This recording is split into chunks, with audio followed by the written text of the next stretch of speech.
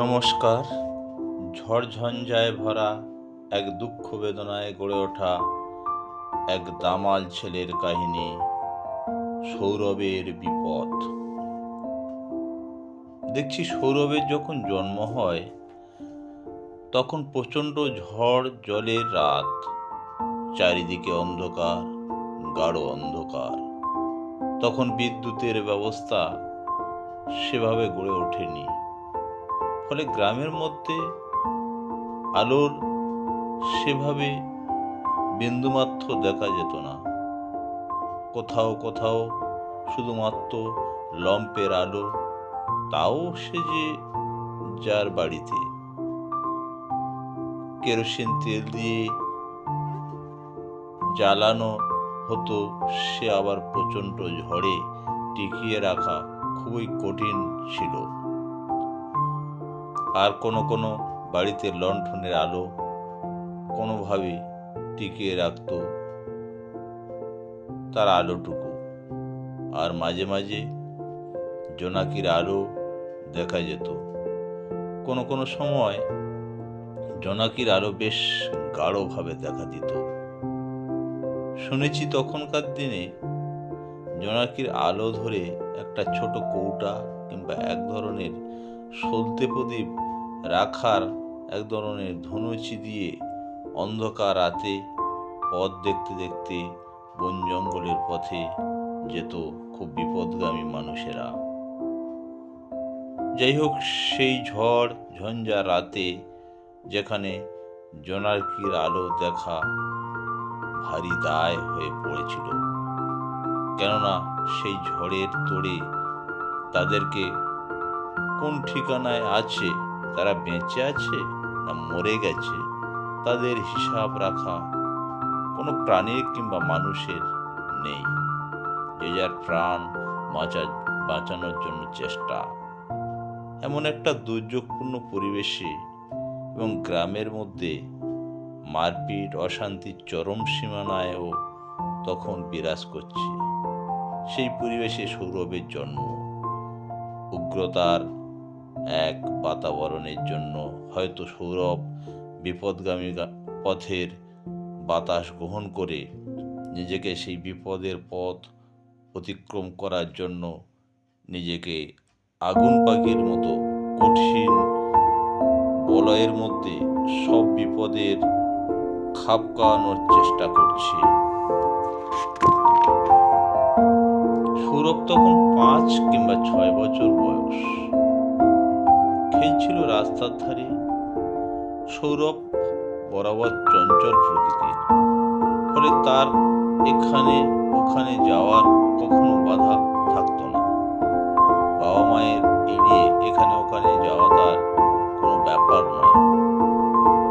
একদিন হয়েছে কি, পাশের বাড়ির পঙ্কজকা কারোর কিছু না বলে নিজের বাড়িতে বুকিং করে কারেন্টে নিচ্ছিল। ফলে রাস্তার উপর দিয়ে তার ফেলে কারেন্টের পোস্ট দিয়ে কারেন্ট লাগায়। রাস্তার উপর তখন পড়ে থাকে কারেন্টের তার। সেই তারগুলো জোড়া জোড়া অবস্থায় থাকে। ফলে উপরে যখন তার দুটো নেগেটিভ ও পজিটিভ লাগানো হয়, তখন অলরেডি বিদ্যুৎ পাওয়া শুরু হয়। এই অবস্থায় অনভিজ্ঞ সৌরভ কারেন্টের তারে হাত দেয়। স্বাভাবিকভাবে বিদ্যুৎ তাকে ডান হাতের চেটোতে ধরে ফেলে। সেই অবস্থায় পঙ্কজকা খুব তাড়াতাড়ি তার খুলে ফেলে।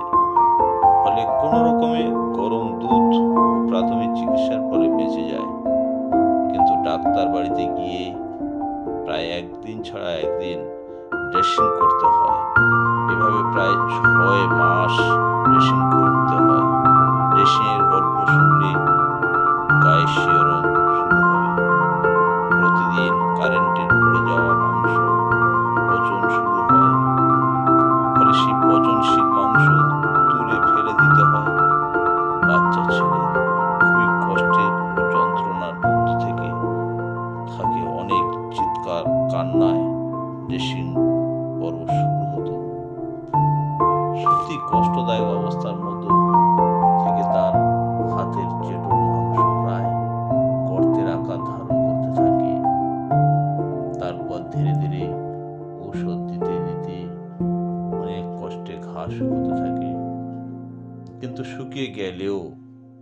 তার হাতের দাগ চিরদিনের মতো থেকে যায়। যখন হাতে দাগের দিকে লক্ষ্য করা যায়, তখন সেই বিপদের দৃশ্য চোখের সামনে উপস্থিত হয়। এরকম বিপদ তার পিছু ছাড়ে না। ঠিক একই রকমেরই দেখা যায় যে স্কুলের মাঠে হঠাৎ আমাদের প্রাইমারি স্কুলে গ্রামের শেষ প্রান্তে সেখানে থাকেন মদন কা, শঙ্কর কা, সন্তোষ ও মোহন কাকারা। তার কাছাকাছি তাদের জায়গা জমি ও ঘর রয়েছে এবং জমির পাড়ে খিরিস গাছ রয়েছে বেশ কয়েকটি। ঠিক তার পাশ দিয়ে কারেন্টের মেন তারের পোস্টার রয়েছে, যেটা এসে গ্রামে বড় মিটার বক্সে এসে যোগ হয়েছে।